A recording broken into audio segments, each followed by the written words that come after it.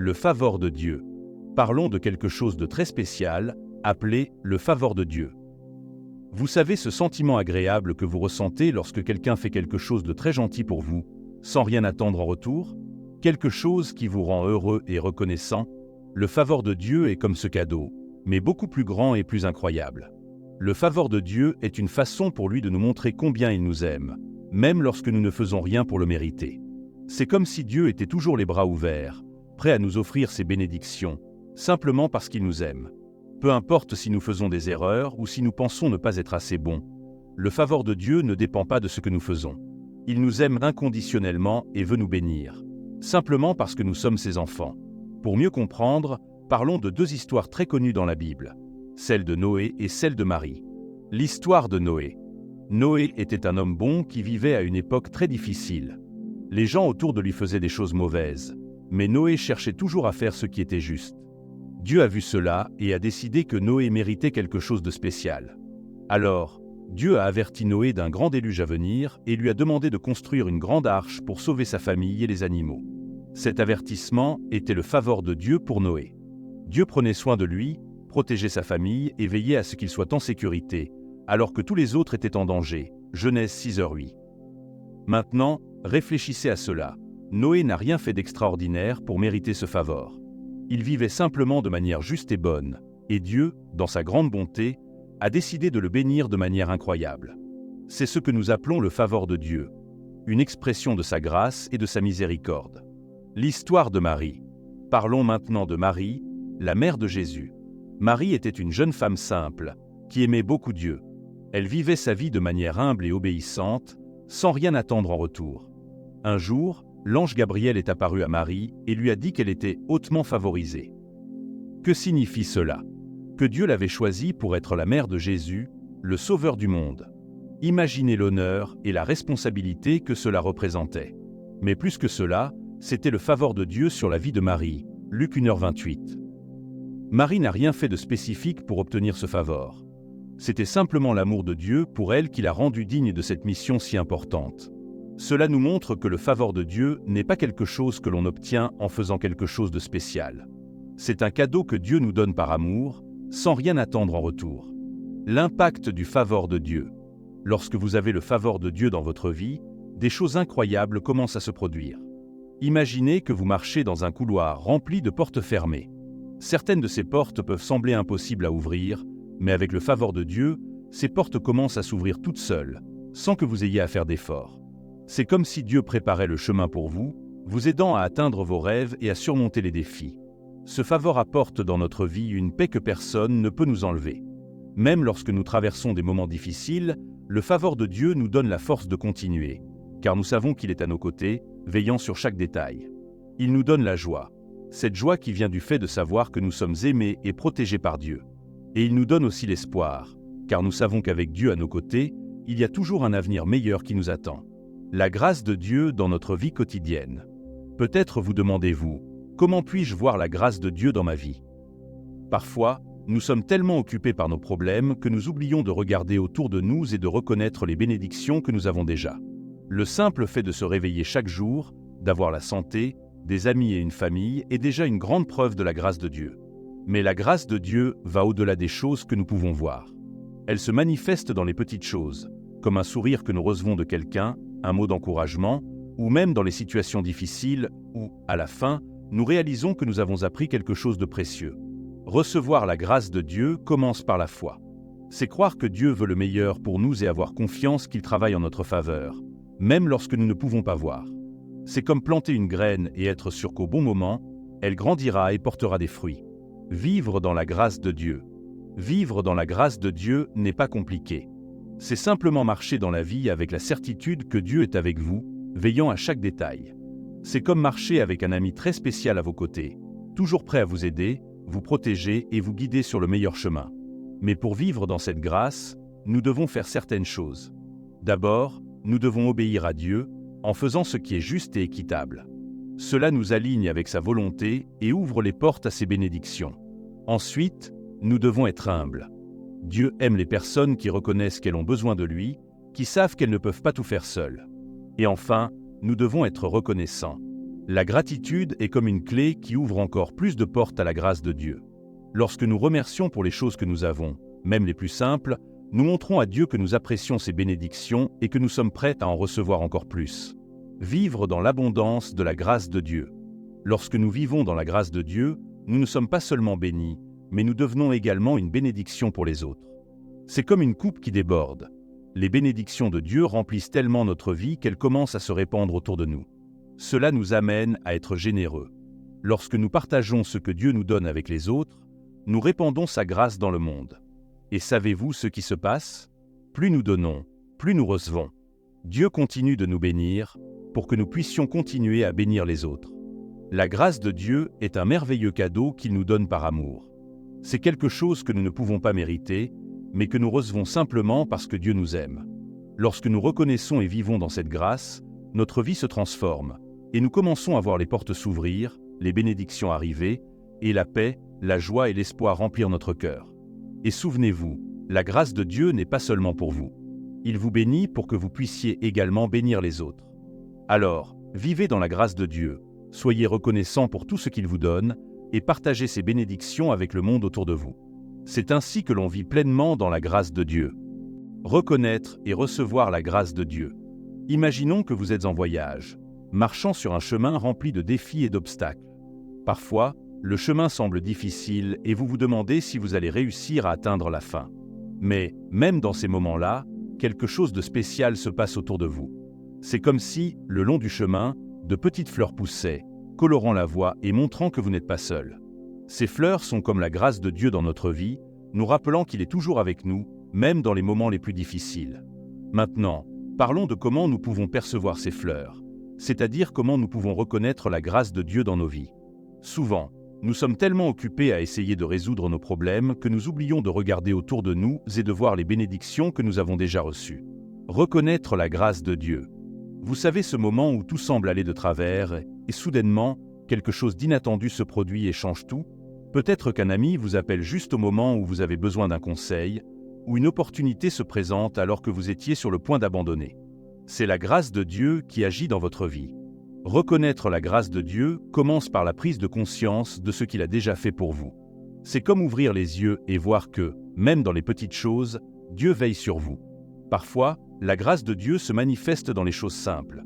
Une matinée ensoleillée qui vous remplit de joie, le rire d'un enfant qui réchauffe votre cœur, ou un travail bien fait qui vous apporte satisfaction.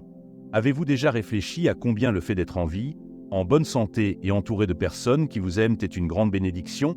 Dieu, dans sa bonté, nous accorde ces choses chaque jour, mais souvent nous les passons sans les remarquer. La grâce de Dieu est dans chaque détail de notre vie, et tout ce que nous devons faire est d'y prêter attention. Histoire, la pluie de bénédiction de Jean. Laissez-moi vous raconter une petite histoire pour illustrer cela. Jean était un homme simple, qui travaillait dur chaque jour. Il avait de nombreux problèmes et se demandait souvent pourquoi sa vie était si difficile. Un jour, alors qu'il rentrait chez lui, une forte pluie se mit à tomber. Jean n'avait pas de parapluie et il fut complètement trempé. Irrité, il commença à se plaindre de sa mauvaise chance. Mais, en arrivant chez lui, il trouva sa femme à la porte, souriante. Elle tenait une lettre et dit « Jean, une réponse est arrivée pour ce travail que tu voulais tant. » Il s'avère que l'entreprise avait vu les efforts de Jean et avait décidé de l'embaucher. À ce moment-là, Jean comprit que la pluie, qu'il avait tant décriée, l'avait conduit chez lui au moment précis où la bonne nouvelle arrivait. Jean comprit que, même dans les moments où tout semblait aller de travers, Dieu agissait en sa faveur. La pluie, qu'il pensait être une chose mauvaise, l'a conduit vers la bénédiction dont il avait tant besoin. Parfois, la grâce de Dieu vient déguisée en défi, mais si nous y prêtons attention, nous verrons que chaque goutte de pluie est en réalité une bénédiction. Recevoir la grâce de Dieu.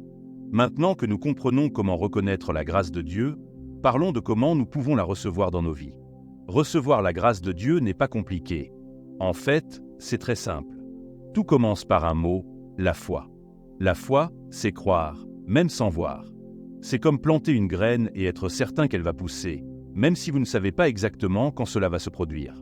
La foi nous connecte à la grâce de Dieu car, lorsque nous croyons qu'il veille sur nous, nous ouvrons la voie pour que ces bénédictions se manifestent dans notre vie. Mais comment exactement la foi nous aide-t-elle à recevoir la grâce de Dieu? Pensez à la foi comme à une clé qui ouvre les portes des bénédictions de Dieu. Lorsque nous avons foi, nous disons à Dieu, « Je crois en toi, je sais que tu es avec moi, et je suis prêt à recevoir tout ce que tu as pour moi. » Histoire, la semence de Foidn. Je vais te raconter une autre histoire, cette fois sur une femme nommée Anne. Anne a toujours rêvé d'avoir une grande et heureuse famille, mais année après année, elle et son mari n'arrivaient pas à avoir d'enfants. Pourtant, Anne n'a jamais perdu la foi. Elle priait chaque soir, demandant à Dieu de bénir sa vie avec un enfant. Un jour, alors qu'elle priait au temple, Anne décida de confier complètement son désir à Dieu, en disant « Seigneur, si tu me donnes un fils, je te le consacrerai pour toute sa vie. » Anne croyait de tout son cœur que Dieu entendait ses prières. Et alors, quelque chose d'incroyable se produisit. Peu de temps après, Anne découvrit qu'elle était enceinte. Elle fut tellement heureuse qu'elle pleura de joie, et lorsque son fils naquit, elle l'appela Samuel, ce qui signifie « demande à Dieu ». Anne reçut la faveur de Dieu parce que sa foi était plus forte que ses doutes et ses peurs. Ce que nous apprenons d'Anne, c'est que lorsque nous confions nos inquiétudes à Dieu et que nous lui faisons totalement confiance, il nous bénit de façon que nous ne pouvons même pas imaginer. La foi d'Anne fut la clé qui ouvrit les portes de la faveur de Dieu dans sa vie. Vivre avec foi. Vivre avec foi signifie garder notre cœur ouvert à Dieu, même dans les moments difficiles. Parfois, nous pouvons sentir que nous sommes seuls ou que nos prières ne sont pas entendues. Mais c'est précisément dans ces moments que nous devons renforcer notre foi. Souviens-toi, Dieu ne nous abandonne jamais. Il est toujours à nos côtés, même lorsque nous ne pouvons pas le voir. La foi n'est pas seulement croire lorsque tout va bien, c'est croire même lorsque nous ne voyons pas de solution.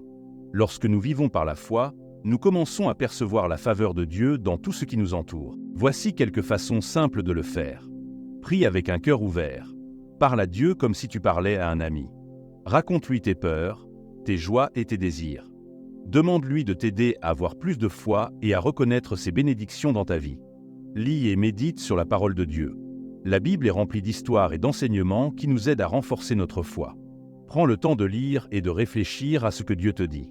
Remercie pour tout, même dans les difficultés, cherche quelque chose pour lequel tu peux être reconnaissant. La gratitude nous aide à nous concentrer sur ce qui est bon et à voir la faveur de Dieu dans notre vie. Fais confiance au temps de Dieu. Les choses ne se passent pas toujours au moment où nous le souhaitons, mais Dieu sait ce qui est le mieux pour nous. Crois qu'il veille sur tout et qu'au bon moment, ses bénédictions arriveront. Reconnaître et recevoir la faveur de Dieu est un processus d'ouverture et de confiance. Lorsque nous prenons le temps de percevoir les bénédictions que nous avons déjà et que nous choisissons de vivre par la foi, nous nous préparons à recevoir encore plus de ce que Dieu a pour nous. La faveur de Dieu est tout autour de nous, dans chaque détail de la vie, et il nous appartient d'ouvrir les yeux et le cœur pour la recevoir. Souviens-toi, Dieu t'aime et veut te bénir. Tout ce que tu as à faire est de croire et de lui faire confiance. Lorsque tu vis avec foi, la faveur de Dieu devient une réalité dans ta vie, apportant paix, joie et espoir, même dans les moments les plus difficiles. Et, tout comme Anne, tu verras que la faveur de Dieu est plus grande et plus puissante que tout défi que tu pourrais rencontrer. Histoire, le temps de Joseph. Souvenez-vous de l'histoire de Joseph dans l'Ancien Testament. Joseph avait beaucoup de rêves et croyait que Dieu avait de grands projets pour lui. Mais avant de voir ses projets se réaliser, il a dû faire face à de nombreux défis. Il a été vendu comme esclave, emprisonné injustement et oublié par ceux qui l'avaient aidé. Malgré tout, Joseph n'a jamais perdu espoir. Il vivait chaque jour dans l'attente que la faveur de Dieu était sur lui. Et cette attente n'a pas été vaine. Au moment opportun, Dieu a élevé Joseph, et il est devenu le deuxième homme le plus puissant d'Égypte, sauvant de nombreuses vies. L'histoire de Joseph nous enseigne que même dans les moments les plus sombres, la faveur de Dieu est présente, et notre part est de faire confiance et d'attendre avec foi. Vivre avec un but. Vivre dans l'attente de la faveur de Dieu signifie aussi vivre avec un but. Cela veut dire que, dans tout ce que nous faisons, nous devons chercher à glorifier Dieu et croire qu'il nous guide. Lorsque nous vivons avec un but, nous alignons nos désirs et actions avec les plans de Dieu, et cela nous positionne pour recevoir ses bénédictions. Pensez à une bougie. Pour qu'elle éclaire, elle doit être allumée. De la même manière, pour que la faveur de Dieu brille dans nos vies, nous devons être connectés à lui, en vivant selon ses enseignements et en cherchant à faire sa volonté. Histoire, la lumière de Sophia. Imaginons Sophia, une jeune femme qui a toujours eu un cœur bienveillant. Elle adorait aider les personnes autour d'elle et faisait tout avec un sourire sur le visage, même sans rien attendre en retour. Sophia croyait en faisant le bien, elle accomplissait un but plus grand dans sa vie. Un jour, alors qu'elle aidait une dame à traverser la rue, Sophia rencontra quelqu'un qui changerait sa vie pour toujours. La dame, très reconnaissante pour l'aide, présenta Sophia à une personne qui cherchait précisément quelqu'un comme elle pour un travail de rêve. Sophia se rendit compte qu'en vivant avec un but et en attendant la faveur de Dieu, elle avait ouvert les portes à une bénédiction inattendue. Vivre dans l'attente de la faveur de Dieu est bien plus que simplement attendre quelque chose de bon. C'est une manière de vivre qui implique foi, gratitude, patience et but. Lorsque nous adoptons cette attitude, nous créons un environnement dans nos vies où les bénédictions de Dieu peuvent couler librement. Chaque jour, rappelez-vous que Dieu a un plan merveilleux pour vous. Même lorsque les choses semblent difficiles, continuez à croire que quelque chose d'incroyable est à venir. Gardez votre cœur ouvert, vos actions alignées avec la volonté de Dieu, et vivez avec la certitude que sa faveur est sur vous. Ainsi, comme Pierre, Marie, Joseph et Sophia, vous verrez que vivre dans l'attente de la faveur de Dieu non seulement transforme votre perspective, mais attire aussi des bénédictions que vous n'auriez jamais pu imaginer. Marchez dans la grâce de Dieu. Imaginez que vous êtes sur le point d'entrer dans un endroit incroyable, rempli de merveilles et de trésors. Cet endroit est la grâce de Dieu. Mais, pour entrer, il y a 3 clés que vous devez posséder: l'obéissance, l'humilité et la gratitude. Explorons chacune de ces clés et voyons comment elles peuvent ouvrir les portes de la faveur divine dans votre vie. La clé de l'obéissance. Commençons par l'obéissance. Pensez à un jeu de société où vous devez suivre les règles pour avancer. Si vous désobéissez, vous pourriez tomber dans un piège ou perdre un tour. Mais lorsque vous suivez les règles, le chemin devient plus clair et vous avancez plus facilement. Dans la vie, l'obéissance à la parole de Dieu fonctionne de la même manière. Lorsque nous obéissons à ses enseignements, nous sommes alignés avec la volonté divine, et cela ouvre des portes pour que ces bénédictions entrent dans nos vies. C'est comme avoir une carte qui nous guide sur les bons chemins, évitant les obstacles et montrant la direction vers notre victoire. Histoire, le voyage de Lucas. Racontons l'histoire de Lucas, un jeune homme à la recherche d'un nouveau départ. Il a décidé de suivre les enseignements de Dieu dans tous les aspects de sa vie, au travail, à l'école et dans ses relations personnelles. Même lorsque ce n'était pas facile, Lucas choisissait d'obéir. Il savait qu'en suivant la parole de Dieu, il ouvrait la voie à ses bénédictions. Lucas a affronté de nombreux défis, mais avec le temps, il a commencé à remarquer des changements incroyables. Ses difficultés ont commencé à se transformer en opportunités, et il a trouvé la faveur dans des endroits inattendus. Ce qui semblait impossible est devenu réalité, car Lucas marchait sur le chemin de l'obéissance. La clé de l'humilité. Passons maintenant à l'humilité. Imaginez que vous êtes à une fête incroyable, mais il y a une invitation spéciale qui ne peut être remise qu'à des personnes respectueuses et modestes. L'humilité est comme cette invitation. Elle nous positionne pour recevoir davantage de la faveur de Dieu. Dieu nous enseigne qu'il résiste aux orgueilleux, mais donne sa grâce aux humbles. Cela signifie que, lorsque nous sommes humbles, nous reconnaissons que nous avons besoin de Dieu et nous lui faisons confiance pour nous guider. L'humilité nous ouvre à recevoir davantage de sa faveur, car nous montrons que nous n'essayons pas de tout faire par notre propre force. Histoire, le cœur d'Anna. Imaginons Anna, une femme qui aidait toujours ses voisins sans rien attendre en retour. Elle était connue pour sa bonté et pour ne jamais se vanter des bonnes actions qu'elle accomplissait. Anna ne cherchait pas à être reconnue. Elle voulait simplement faire le bien. Avec le temps, les bénédictions ont commencé à affluer dans sa vie de manière inattendue.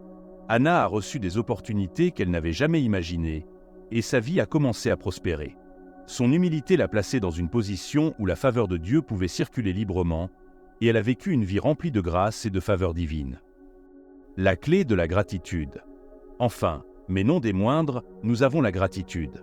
Imaginez que vous recevez un cadeau incroyable, et en remerciant, la personne qui vous a offert ce cadeau devient encore plus heureuse et prête à vous bénir davantage. La gratitude fonctionne de manière similaire. Un cœur reconnaissant ne se contente pas de reconnaître les bénédictions déjà reçues, mais crée aussi un environnement où d'autres bénédictions peuvent arriver. Lorsque nous sommes reconnaissants, nous invitons la présence de Dieu dans nos vies. Là où est l'Esprit du Seigneur, il y a liberté, bénédiction et faveur. La gratitude ouvre des portes à encore plus de faveur, car elle est un signe que nous reconnaissons ce que Dieu a déjà fait pour nous et que nous sommes prêts à recevoir davantage. Histoire, le jour de Clara. Clara était une femme qui, malgré les défis qu'elle affrontait, trouvait toujours des raisons de remercier. Elle avait un carnet spécial où elle écrivait chaque jour les choses pour lesquelles elle était reconnaissante. Même dans les moments difficiles, Clara cherchait une raison de remercier et de voir le côté positif. Son attitude de gratitude commença à transformer sa vie. Les personnes autour d'elle remarquèrent le changement et commencèrent à l'aider de manières inattendues. La faveur de Dieu semblait se multiplier dans sa vie, et Clara se rendit compte que la gratitude avait le pouvoir d'ouvrir des portes à une abondance de bénédictions. Marcher dans la faveur de Dieu, c'est comme avoir 3 clés magiques qui ouvrent des portes vers une vie pleine de bénédictions. L'obéissance nous aligne avec la volonté divine et guide notre chemin. L'humilité nous place pour recevoir davantage de faveur de Dieu, montrant que nous dépendons de lui. Et la gratitude non seulement reconnaît ce que nous avons déjà reçu, mais prépare également le chemin pour plus de bénédictions. Alors, en marchant dans la faveur de Dieu, rappelez-vous d'utiliser ces 3 clés, obéissance, humilité et gratitude. Elles transformeront votre vie, ouvriront des portes qui étaient auparavant fermées et apporteront un flux continu de bénédictions et de faveurs divines. Comme Lucas, Anna et Clara, vous pouvez également expérimenter la faveur incroyable de Dieu dans votre vie. Vivre dans l'overflow de la faveur de Dieu. Imaginez un verre rempli d'eau placé sous un robinet qui ne cesse de couler. Lorsque le verre est plein, l'eau commence à déborder, remplissant la table et la cuisine, et même tombant par terre. Ce verre est comme notre vie lorsque nous vivons dans l'overflow de la faveur de Dieu. La faveur de Dieu n'est pas seulement pour nous, mais aussi pour que nous puissions bénir les autres autour de nous. Explorons ce que signifie vivre dans l'overflow de la faveur de Dieu et comment cela peut impacter nos vies et celles des personnes autour de nous. La grâce de Dieu et le débordement. La grâce de Dieu est comme une source inépuisable de bénédictions. Lorsque Dieu nous bénit, il ne le fait pas de manière limitée. Il déverse sa grâce sur nous de manière abondante. Tout comme un verre rempli d'eau, lorsque notre vie est pleine de la grâce de Dieu, cette grâce commence à déborder. Cela signifie que les bénédictions que nous recevons ne sont pas seulement pour nous, mais pour être partagées avec les autres. Histoire, la confiserie de Sophia. Faisons la connaissance de Sophia, une jeune femme qui tenait une petite confiserie. Elle croyait toujours que son succès n'était pas seulement pour son propre bénéfice, mais pour faire le bien autour d'elle. Sophia décida d'utiliser sa boutique comme un moyen de partager ses bénédictions. Elle commença à offrir des bonbons gratuits aux enfants défavorisés et organisa des événements communautaires où les gens pouvaient se rassembler et profiter de ses friandises. À mesure que Sophia partageait ses bénédictions, quelque chose de merveilleux se produisit. Sa boutique commença à prospérer encore plus. Plus de clients venaient, et elle reçut de nouvelles opportunités d'affaires. La grâce de Dieu dans la vie de Sophia débordait et bénissait non seulement elle, mais aussi tous ceux autour d'elle. Sa générosité apporta plus de grâce et de succès dans sa vie, montrant que la grâce de Dieu n'est pas seulement destinée à nous, mais aussi pour que nous puissions bénir les autres. Générosité, l'expression naturelle du débordement.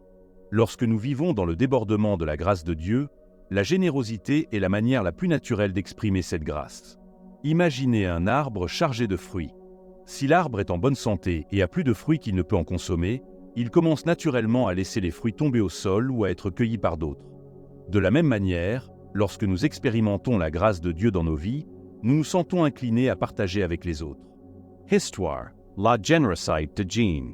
Jean était un entrepreneur prospère qui croyait toujours en la nécessité de partager ce qu'il avait avec les autres. Il faisait souvent des dons d'une partie des bénéfices de son entreprise à des œuvres de charité et aidait à financer des projets communautaires. Un jour, Jean reçut un grand contrat qui promettait un revenu significatif. Au lieu d'utiliser tout l'argent pour son propre bénéfice, il décida de donner une partie encore plus importante à des projets visant à améliorer la vie des gens dans sa communauté.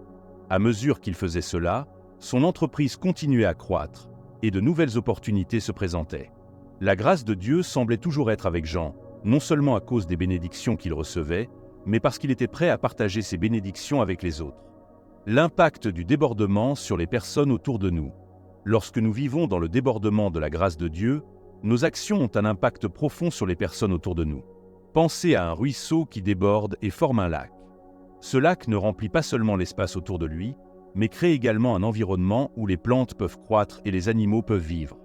Il en va de même avec la grâce de Dieu. Elle crée un environnement de bénédiction et d'opportunités pour tous autour de nous. Histoire, la communauté de Clara. Clara était une femme connue pour son cœur généreux. Elle fonda un centre communautaire pour aider les personnes en difficulté, offrant des aliments, des vêtements et un soutien émotionnel. Sa mission était simple: utiliser la grâce que Dieu avait déversée dans sa vie pour créer un espace où les autres pouvaient trouver de l'aide et de l'espoir. Avec le temps, le centre communautaire de Clara devint un phare de lumière dans sa ville. Beaucoup de personnes furent aidées et eurent leur vie transformée. Le débordement de la grâce de Dieu dans la vie de Clara n'apporta pas seulement des bénédictions pour elle, mais créa également un impact positif dans toute la communauté. Vivre dans le débordement de la grâce de Dieu signifie reconnaître que les bénédictions que nous recevons sont faites pour être partagées. Lorsque nous vivons avec un cœur généreux, la grâce de Dieu ne nous bénit pas seulement, mais circule à travers nous pour bénir les autres. La générosité est l'expression naturelle de ce débordement, et l'impact peut être profond et transformateur. Tout comme Sophia, Jean et Clara, en vivant dans le débordement de la grâce de Dieu, vous ne vivrez pas seulement plus de bénédictions dans votre vie, mais vous aurez également l'opportunité de faire une différence significative dans la vie des personnes autour de vous. La grâce de Dieu est un merveilleux cadeau, et lorsque nous permettons qu'elle déborde sur les autres, nous créons un cycle de bénédiction et de générosité qui enrichit tout le monde. Défi de la grâce de Dieu. Lorsque nous parlons de la grâce de Dieu, nous pensons souvent à des bénédictions, au succès et à des moments de joie. Mais il y a une facette importante que nous ne pouvons pas ignorer. La grâce de Dieu peut également attirer des défis et de l'opposition. Explorons comment la faveur divine peut nous mettre dans des situations difficiles et comment nous pouvons trouver force et but même dans ces moments. La grâce de Dieu et l'opposition. Imaginez un grand phare sur une plage, illuminant le chemin pour les bateaux. À mesure que le phare brille de plus en plus intensément, il ne guide pas seulement les bateaux, mais devient aussi une cible pour ceux qui souhaitent l'éteindre. De la même manière, lorsque nous vivons sous la grâce de Dieu, notre vie devient un phare de lumière. Cette lumière peut attirer des regards et même de l'opposition. Mais que cela signifie-t-il réellement et comment pouvons-nous faire face à ces défis? Histoire. Le voyage de Daniel à Babylone.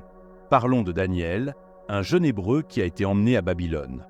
Il était un homme de Dieu, fidèle et juste, et il a rapidement gagné la faveur du roi de Babylone grâce à sa sagesse et son intégrité. Daniel est devenu un haut fonctionnaire dans le royaume, mais cette position élevée a attiré la jalousie et l'opposition des autres fonctionnaires. Ils ont comploté contre Daniel et ont fait en sorte que le roi signe un décret interdisant toute prière à un autre Dieu que le roi. Cependant, Daniel a continué à prier Dieu 3 fois par jour, comme il en avait l'habitude. Cela a conduit à son jet dans la fosse aux lions. Mais même face à une situation aussi terrible, la grâce de Dieu ne l'a pas abandonné. Daniel a été protégé par des anges et sorti de la fosse sans une égratignure. Le roi, voyant le miracle, a loué le Dieu de Daniel et a reconnu le pouvoir et la grâce divine. Cette histoire nous montre que la grâce de Dieu peut nous placer dans des situations difficiles, mais même au milieu de ces épreuves, Dieu nous soutient et nous conduit à la victoire.